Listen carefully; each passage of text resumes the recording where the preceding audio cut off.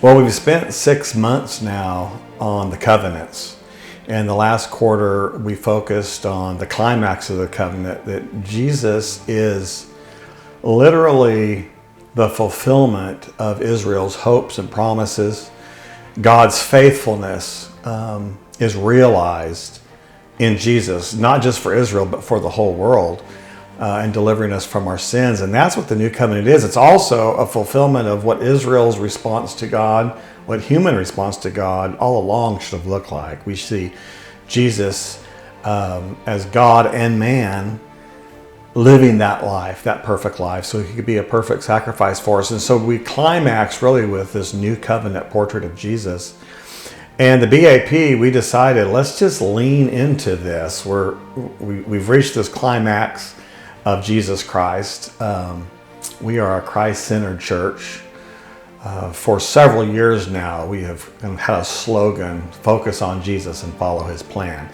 And so with both the Bible Advocate and this year's Adult Quarterlies, we want to do that. We want to lean into this new covenant that is Jesus and understand. And I think these 4 quarterlies, that's all about the 4 Gospels presentation or portraits of Jesus.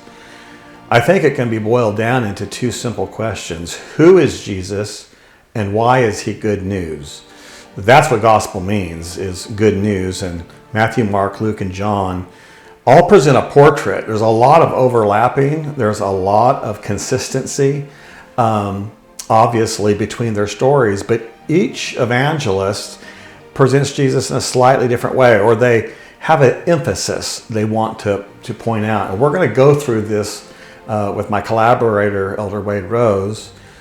He's going to write Matthew and John, and I'm writing Mark and Luke, and we're excited to explore Jesus. We're also going to be exploring Jesus in the Bible Advocate this year. The story of Jesus is our theme. So our 6 issues of the BA are going to be focused on Jesus, and our 4 quarterlies this year are going to be focused on Jesus and the portraits that each gospel writer paints of Jesus. Why start with Mark? Traditionally, it's been accepted that Mark was first in chronological order of its writing, if not the first in order in the canon of the New Testament. And Mark really gives us a great beginning because it's very spare, it's lean, it's very quick.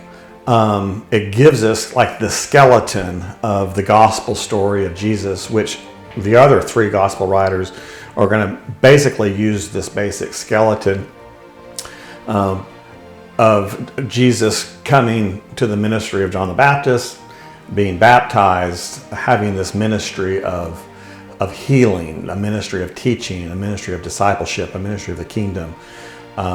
The problems he encounters with the Jewish leaders and ultimately the Romans in his crucifixion and resurrection. That basic contour is consistent throughout all 4 Gospels, and we're going to, as we go through this, enjoy looking at the details of things that are unique to one Gospel and things that they share in common. But Mark was a good place to start, being the first written, and also just in his foundational presentation of the good news of Jesus Christ.